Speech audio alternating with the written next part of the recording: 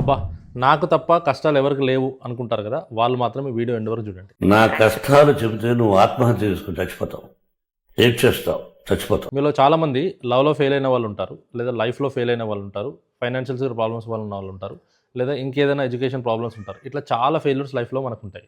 ఎప్పుడైనా మీరు దేవుడిని అడిగేటప్పుడు ఎట్టి పరిస్థితులలో నాకు ఈ కష్టాలు తీసేయి, ఈ ప్రాబ్లమ్స్ సాల్వ్ చేయని మాత్రం అడగొద్దు.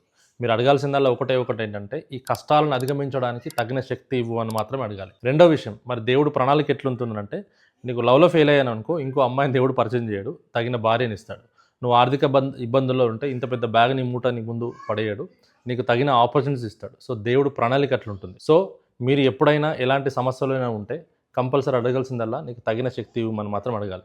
ఎందుకంటే మీ మొత్తం లైఫ్ స్పాన్‌లో ఒక్కసారి మాత్రమే దేవుడు నీ కోరిక వింటాడు. ఆ ఒక్కసారి నీ పర్ఫెక్ట్ క్వెషన్ దేవునికి అడిగినావంటే నీకు పర్ఫెక్ట్ ఆన్సర్ దొరుకుతుంది. అదే ఈ ప్రాబ్లమ్ మాత్రం తీసేయంటే ఏమో ఆ ప్రాబ్లమే పోతుందేమో, ఇంకో ప్రాబ్లమ్ లైఫ్‌లో వస్తే మాత్రం అది అధిగమించడానికి మళ్ళీ దేవుడిని మాట వినడు. నచ్చితే ఈ వీడియోని లైక్ చేయడం మాత్రం మర్చిపోకు. All the very best.